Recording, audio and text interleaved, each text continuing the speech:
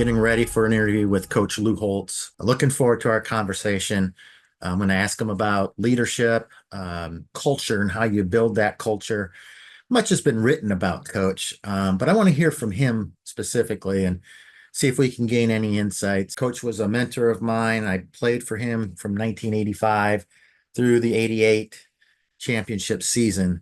And I got to see that sort of turnaround from my freshman year losing season to the pinnacle of success, 12-0 in a national championship. Much of that was due to his leadership, indeed. One of the reasons why I chose to get a PhD in organizational behavior and specialize in leadership specifically was Coach Holtz and his influence. And I saw that influence, how much leadership mattered, how much culture mattered. So I'm really looking forward to our conversation. I hope you enjoy it and find it as valuable as I do.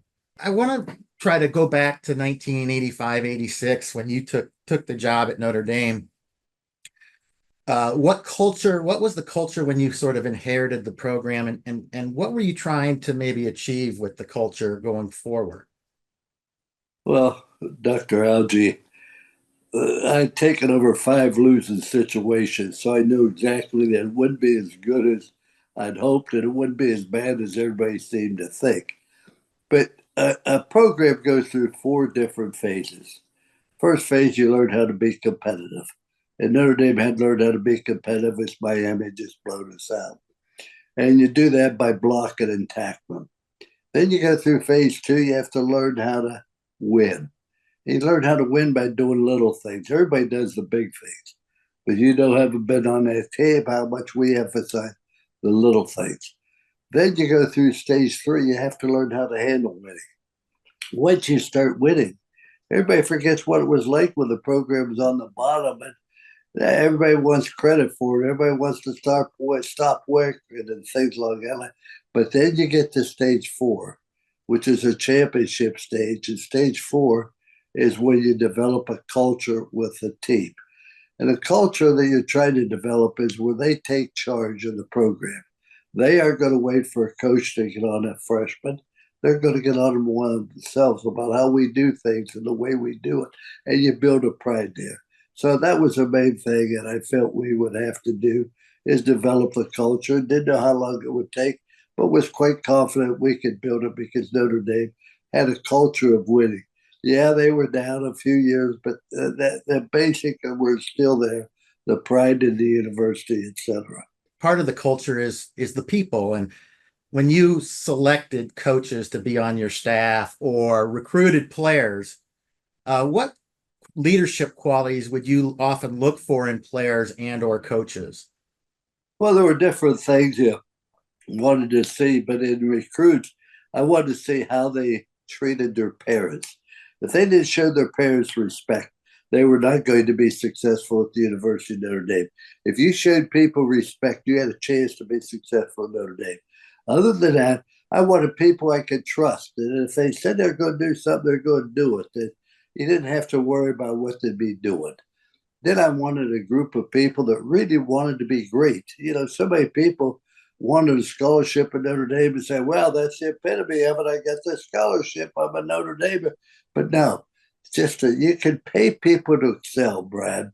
You cannot pay people, you can pay people to perform. You cannot pay them to excel. To excel, there has to be something deep down inside that says, I don't want to be average. And the last thing I wanted was a group of people who cared about other people. If you could build love on a football team, you had an excellent chance to build a great program. But it all starts with caring about your teammates. Coach, do you have any background or training in psychology? Because one of the things I notice is how well you seem to be able to push the right buttons with different, personalities, different people. Sometimes you got to codule them, sometimes you push them. I mean, you seem to be pretty good at that. We had those three rules. We're going to do what's right. We're going to do the very best we can, and we're going to show people we care. And you put those three standards on people, that it was easy to pick the right button. But I never worried about being popular. I never worried about being well liked. I worried about making them the very best that they could possibly be. And that was my only objective in this world. Never did I have a desire to be well liked, but I do use common sense and I try to look and observe. And every time I think the world is the greatest lab we have. We can learn from so many people and from so many experiences. Well, you taught us excellence. You taught us to work hard, and those were skills that has helped all of us along the way. And it showed me how important leadership succession was, how important culture was, how important leadership was. And I agree with you. I'm not so sure the talent was any all that different between my freshman, sophomore year and junior, senior years. No, you're absolutely right. The talent is there. Most teams have enough talent. It's just everybody accepting their role and doing what needs to be done. And the most important thing about leadership, Brad, I find, is to set high standards. There are too many people in a leadership role want to be well liked, want to be popular, want to enjoy life. And so they lower the standards for people. You don't do them a favor by lowering the standards. The thing is, we set standards. We're saying we are going low, but I'm going to tell you, I'll show you how to reach these standards. And you reach these standards by following those three rules all the time. Well, Coach, I want to say thank you for the interview, but also thank you for all that you've done for me and for my teammates over the years.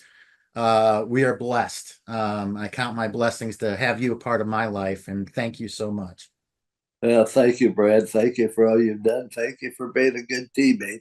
You know, great players come and go, Brad.